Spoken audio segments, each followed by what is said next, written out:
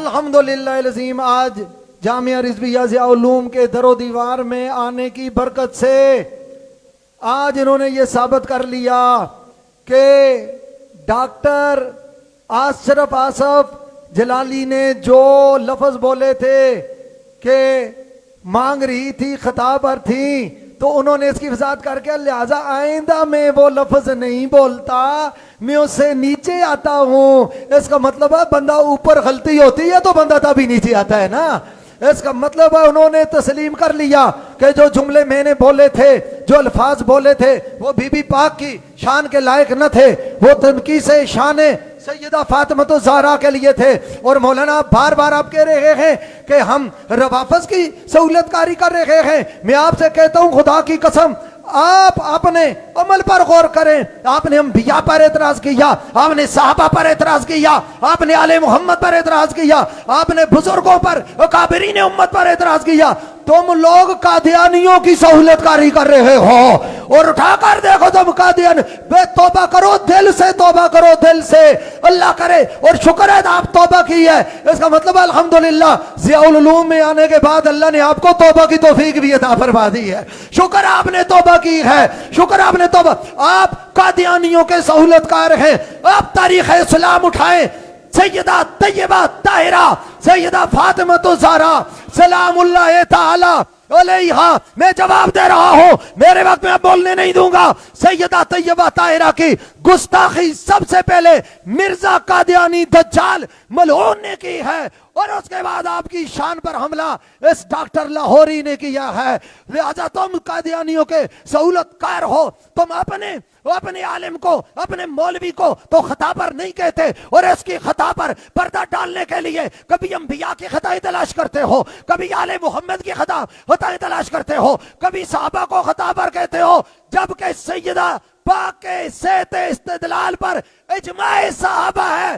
اجماع صحابہ دنیا سن رہی ہے، لوگ دیکھ رہے ہیں، آپ فیصلہ کریں۔ مولانا زبانی جمع خرچ کرتے رہے، خدا کی قسم ان کو دیکھ کر تو لگتا ایسے ہے کہ گل گئے، گلشن گئے، جنگلی تتورے رہ گئے، گل گئے، گلشن گئے، جنگلی تتورے رہ گئے، عقل والے چل بسے کچھ بے شعورے رہ گئے۔ یہ میرے ہاتھ میں مطلع القمرین ہے، اعلیٰ حضرت فاضل بریلوی رحمت اللہ تعالیٰ علیہ اس میں لکھتے ہیں کہ جمہور کا مخالف بھی بدعتی ہوتا ہے، جمہور کا مخالف بدعتی ہوتا ہے، اور سیدہ کائنات کے اس استدلال پر تو اجماع صحابہ ہے۔ اور بھائی جب جمہور کا مخالف بدعتی ہے تو اجماع صحابہ کا مخالف وہ کیسے امام ہو سکتا ہے؟ ایسے امام آپ کو مبارک ہوں، اور آپ جیسے مقتدی ان کو مبارک ہوں۔ ہم در زہرا کے خیراتی ہیں، ہم سیدنا صدیق اکبر کو بھی حق پر کہتے ہیں، سیدہ فاطمہ الزہرا کو بھی حق پر کہتے ہیں۔ جب سیدہ زہرا مانگ رہی تھی تو اس وقت قرآن کے عموم پر عمل کر رہی تھی۔ صدیق اکبر رضی اللہ تعالیٰ عنہ نے جب مخصص سنایا تو سیدہ کائنات نے ان کے فیصلے کو تسلیم فرما لیا، چونکہ مانگنا مخصص سننے سے قبل ہے۔ او مولانا بالفضل اولانا اور ساری آل سنت واسطے رولانا، میں آپ سے یہ پوچھنا چاہتا ہوں، آپ کو یہ پوچھنا چاہتا ہوں، مجھے آپ بتائیے کیا جو مخصص سننے سے پہلے سیدہ قرآن کے عموم پر عمل کر رہی تھی، قرآن کے عموم پر عمل کرنا یہ خطا ہوتی ہے؟ یہ میرے پاس کتابیں پڑھی ہیں، انبار لگے ہوئے ہیں، اصولیین نے اس کو واجب کہا، حنفیوں نے واجب کہا، اس کو جائز کہا گیا، اس کو حساق کا سا کہا گیا۔ واجب پر عمل کرنا خطا ہوتا ہے؟ وہ مت ماری گئی آپ کی، دروازہ زہرا سے دور ہو گئے ہو۔ اعلیٰ حضرت کا یہ وظیفہ پڑھو، نور بنت نور، زوج نور، ام نور و نور، نور مطلب کی کنیز، نور مطلق کی کنیز، اللہ رے لانا نور کا۔ اور پھر چونکہ یہ آخری ٹرن میں کہنا چاہتا ہوں، ڈاکٹر خطائی نے سیدہ پاک کی طرف زم کی نسبت کی ہے۔ مولوی صاحب میں آپ کی ماں کی طرف زم کی نسبت کروں تو آپ برداشت کرو گے؟ آپ سر نہ لائیں، برداشت کریں گے۔ اور جو تیری ماں کے لیے جو لفظ جائز نہیں ہے وہ حسنین کی امی کے لیے کیسے جائز ہو سکتا ہے؟ وہ سیدہ زہرا کے لیے کیسے جائز ہو سکتا ہے؟ اور پھر تمہارا ڈاکٹر، تمہارا امام کہتا ہے کہ لقمہ حرام کی نسبت بی بی پاک کی طرف کی ہے۔ ظالموں، دن کا آنچل نہ دیکھا ماہو میر نے، حج اس ردائے نزاعت پہ لاکھوں سلام. اس بی بی پاک کے خلاف آپ نے یہ بات کی ہے.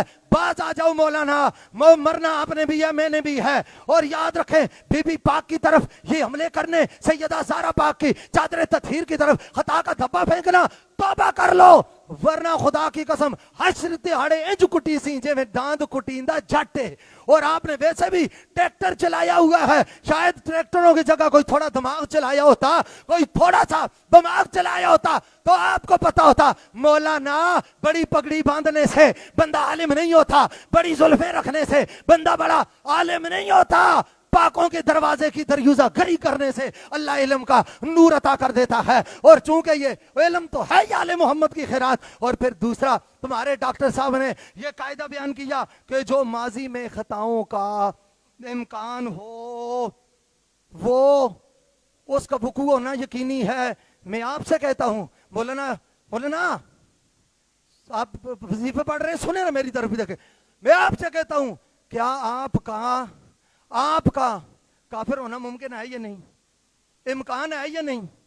اگر اس قاعدے کو پر عمل کریں تو اس کو وقوع کر کے دیکھو, اپنے اوپر وقوع کر کے دیکھو. اور پھر دوسری بات, گوجر خان میں ڈاکٹر جلالی صاحب کے دوسرے بھائی کے جلو میں بیٹھ کر, اس کے پاس بیٹھ کر جب عابد جلالی نے ڈاکٹر جلالی صاحب پر کفر کا فتویٰ لگایا اور کافر کہا, اور تم مؤید تھے اور تم اس وقت سارا لا کر اس کی تائید و تحسین کر رہے تھے, اس وقت تم ڈاکٹر جلالی کی جو ہے اس کو تکفیر کے قائل تھے. میں اتنا پوچھنا چاہتا ہوں, اب مجھے بتاؤ, جب ڈاکٹر عابد جلالی نے ڈاکٹر اشرف اصف جلالی صاحب کو کافر کہا تھا تو پھر بتاؤ تم کس کے ساتھ کھڑے ہو؟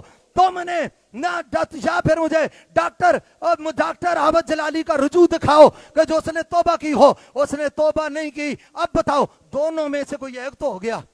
اگر یہ ہو گیا تو ایسے امام کے تم مقتدی ہو, ایسے امام کے مقتدی ہو اور آگے ہو بی بی پاک کی عزت کے خلاف مناظرہ کرنے کے لیے. اور دوسری بات سنو, کہتے ہیں کہ جی ڈاکٹر نے اپنی تقریر میں کہا کہ بی بی پاک سے یہ جو خطا دی ہے نا علی سبیل ندرت ہوتی ہے. علی سبیل ندرت کا معنی کیا بیان کیا؟ اس نے کہا جب 1000 میں سے 5 دفعہ ہو سبیل ندرت.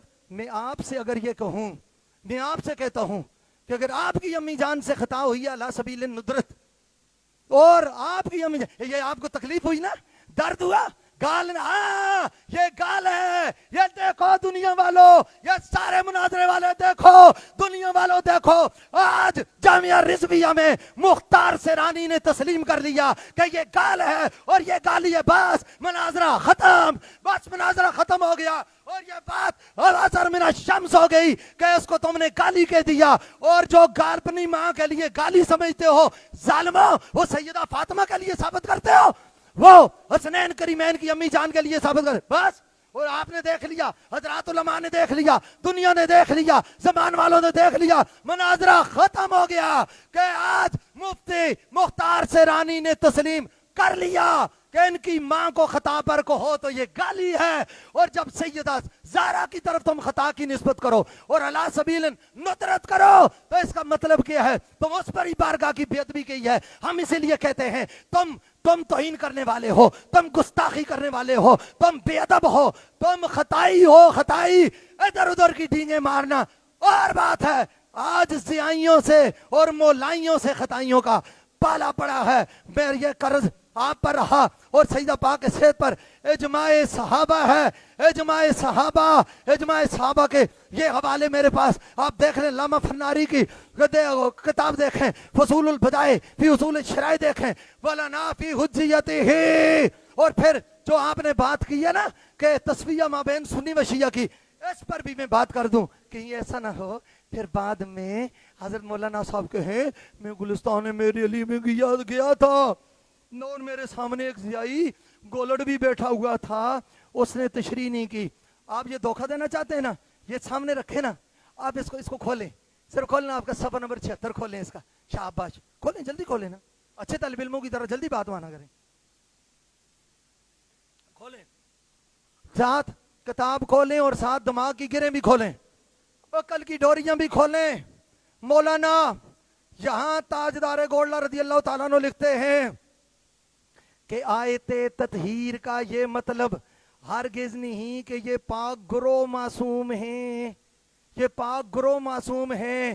تاجدار گولڑا نے تو گروہ کا کہا، اور اس گروہ میں تو حسنین بھی ہیں، علی بھی ہیں، سیدہ عائشہ صدیقہ بھی ہیں۔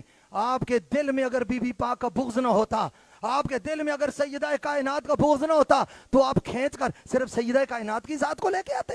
انہوں نے گروہ لکھا، اور تم نے اس گروہ سے جو ہے سیدہ کائنات کی ذات کو سامنے لے کے آئے ہوں۔ اور دوسری بات پھر تاجدار گولڑا فرماتے اگر بمقتضائے بشریت ان سے کوئی خطا سرزاد ہو بھی جائے تو عفو و تطہیر الہی میں داخل ہوگی۔ مولوی صاحب غور کرو، عفو و تطہیر الہی میں خطا جو داخل ہوتی ہے وہ تو خطائے معصیت ہوتی ہے، اور جو اجتہادی ہے اس میں عفو نہیں ہوتا، اس میں تو اجر ہوتا ہے، اس پہ اجر ہوتا ہے۔ آپ کو سمجھ ہی نہیں آئی؟ یہ خطا ہے، یہ نہیں، یہ صحیح، یہی بتانا چاہتا ہوں کہ یہ بتانا، یہ خطا ہے، یہی بات چاہنا چاہتا ہوں۔ اور پھر دوسری بات آپ کو یہ بتانا